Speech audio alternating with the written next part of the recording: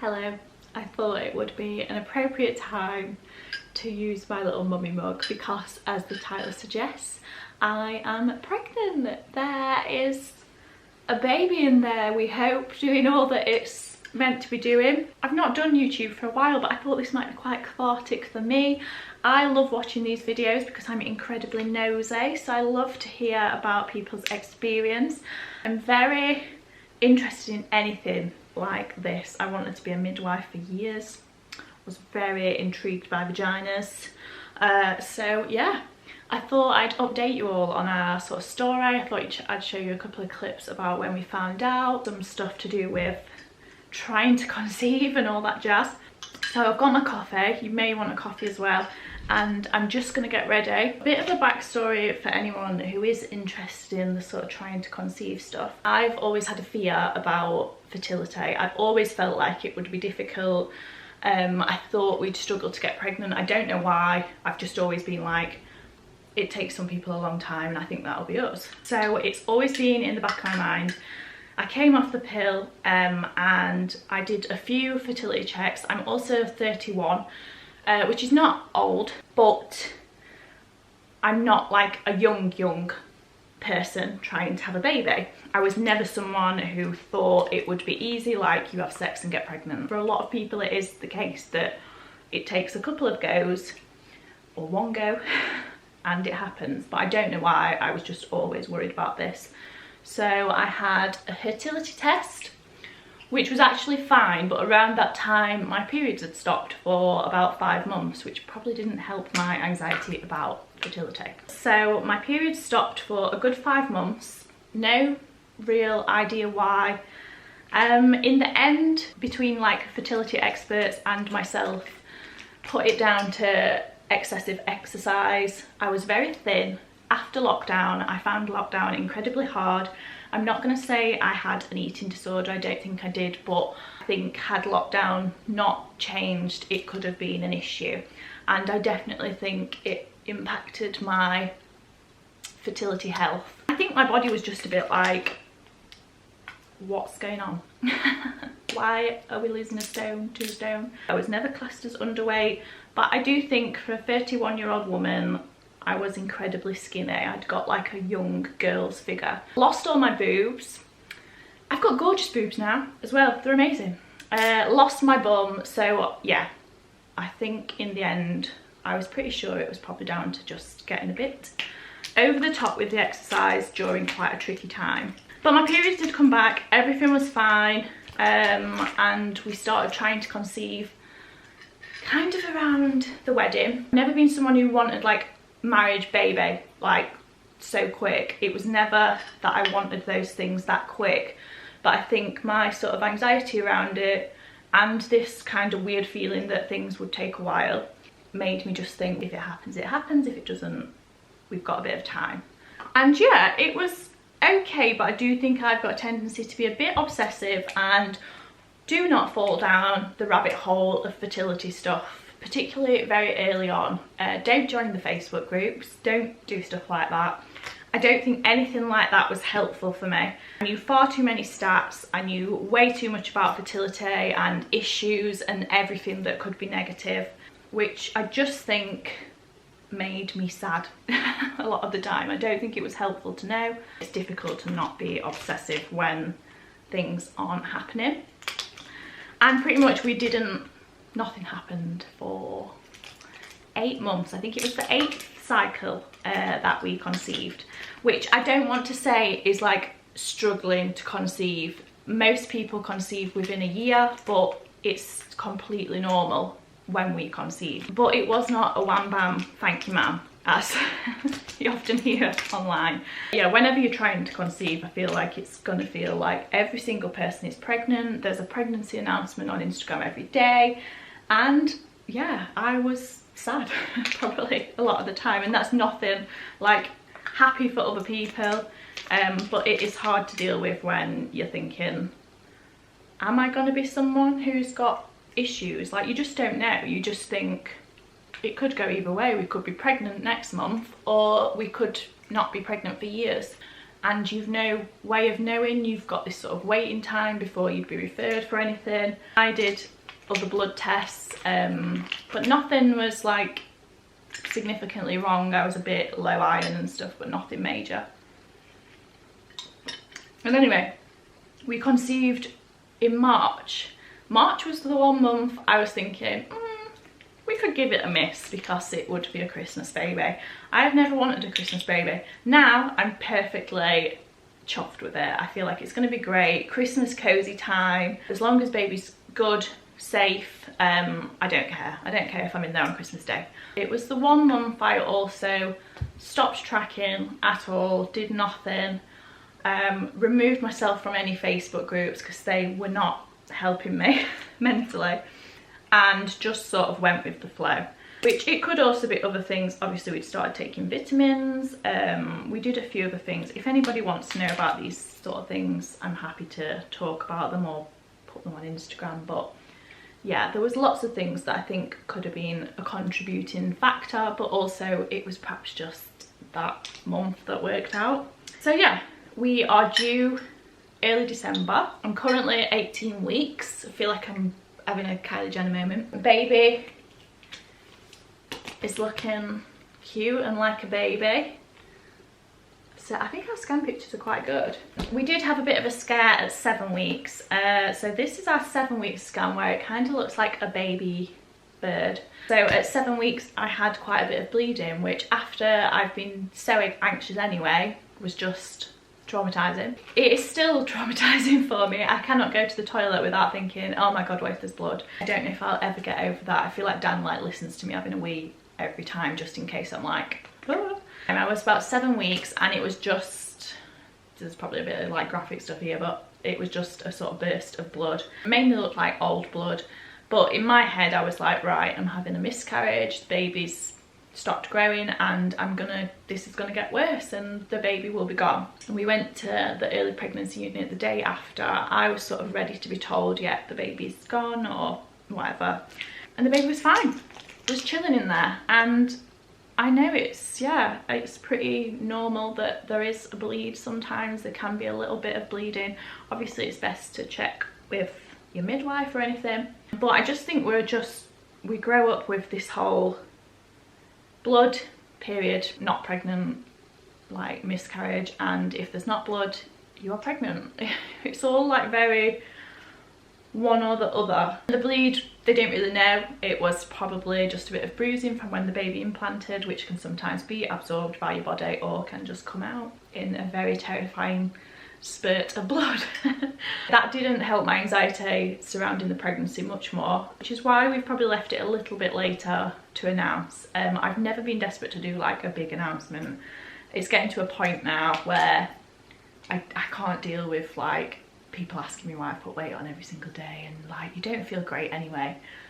You definitely don't need to be told you've put on 20 pounds every 5 minutes. First trimester was actually okay. I was very lucky in that I didn't have many symptoms. I had horrific skin, very sort of yawny, just lack of motivation, I'd say, more than feeling tired. I just couldn't be bothered. Like, I couldn't be asked to do anything. I just wanted to lay on the sofa. But other than that, I didn't feel too bad. I did feel sick. Like, I had a few days where I felt sicky, and I never was actually sick, which I'm incredibly grateful for because I've got emetophobia. So just to add to the other list of mental issues we've got. But for me, it was more anxiety. I could take the physical symptoms way more than I could take the mental, symptoms of being constantly worried. I would be crying a lot. I was so panicky. Obviously the bleeding issue didn't help, and just the fact that I knew far too many things about bad statistics.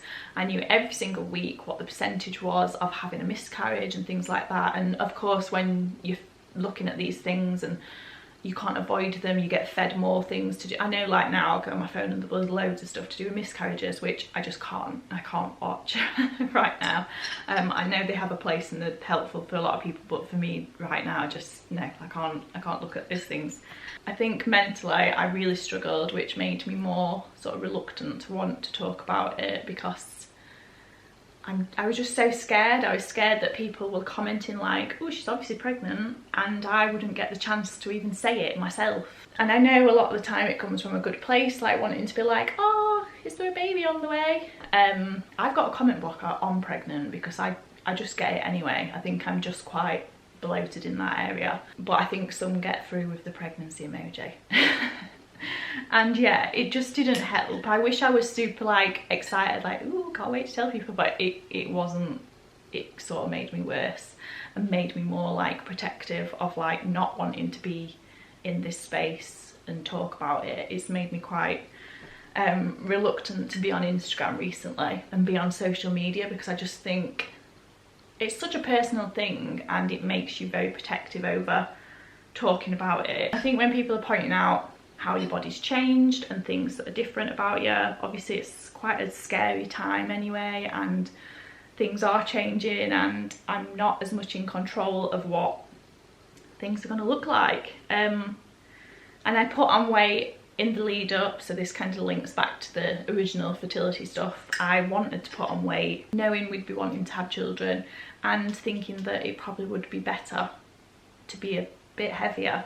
So it wasn't just, it's not just baby weight. I think my body is probably happier at a slightly heavier weight. And I just think if you're one of these people who stays the same weight all the time, great, but like I'm not, like anywhere 20 or 30 pounds either way. I'm quite glad that I can now be like, this is why the boobs are suddenly double D's and I've got a huge arse. Trying to be relaxed about it and think I'm growing a baby. It's fine. It's fine either way. It's fine. Your bodies change, like women's bodies change. We're not supposed to be static people forever. I found that quite hard, and I know it's not obviously not aimed at everyone, and I know most of the time it comes from a good place, but it does make it difficult to want to be like open and talking to people and online when it makes you quite protective about yourself and your baby. Quite glad now I can just talk about it and be like, everything is fine. She's a bit chubbier, but I'm good. There's just a baby growing in there. I'm ready today to shoot some little announcement pictures, because if I feel like I've got to announce, I'm gonna do some nice little pictures, and I think it'll be nice for me and Daniel to have in years to come. My mum has known from very early on because I fell over in the garden. So I ended up telling my mum on FaceTime. It was a rubbish announcement for my mum. I feel really bad for her. I fell over in the garden at 6 weeks pregnant and my ankle was like massive. I was hysterical, like, like thinking, oh my god, I'm pregnant, and I've fallen over straight away. So I ended up telling my mum because I was really worried. We have got a few nice little clips of telling people. I'm probably going to keep some bits to ourselves because I mainly filmed them for us. And I sat watching them all this morning and got really emotional. I will tell you about Dan. When I told Dan, I'd actually made him cry in the morning. I found out super early one morning. I wanted to do the test on my own because we'd had so many negatives that were just making me miserable. I didn't want him to be any more disappointed than he'd been previous months. And this month he was convinced that I was. It was the first time I was a little bit late on my period. Normally I'd like sort of spotting like quite early on, and I was like, yeah, there's no chance. I went to the loo at like 5 AM, did a test and came back and told him that I'd started my period. I felt so bad, but Dan is a very like inquisitive person and he will work something out very quick, and I thought it's the only way he's gonna like shut up about it for a little bit, because I wanted to go get more pregnancy tests to check so that I was like 100% sure before I told him. So he was like in bed like, I really thought this time was the month.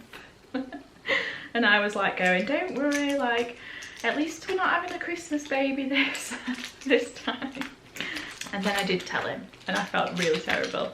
It was also April Fool's Day, so he was like, is it April Fool's? But yeah, it was quite nice, and I did film a few little bits, but mainly for us to just like look back on and enjoy, and yeah. So that's been quite special, but everyone like knows now. That was lovely to actually be able to tell people. We also know the gender, so we know that. We found that out a couple of weeks ago, so I've tried very hard to not slip up and say what baby is.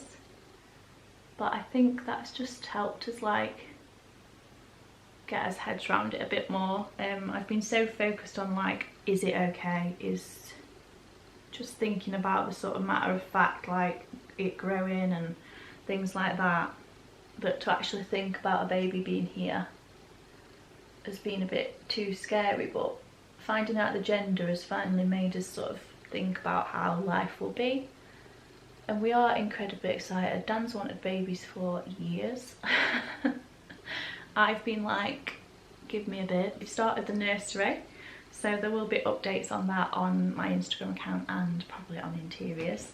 Anyway, I better finish getting ready. I feel like there'll have been lots of things that I forgot, but I'll probably have got like Q&As and stuff on Instagram if anyone wants to go back to those.